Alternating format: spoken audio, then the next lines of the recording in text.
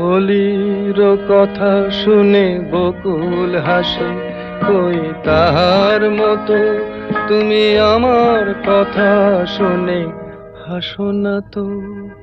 ধরার ধুলিতে যে ফাগুন আসে, কই তাহার মতো তুমি আমার কাছে কভু আসো না তো।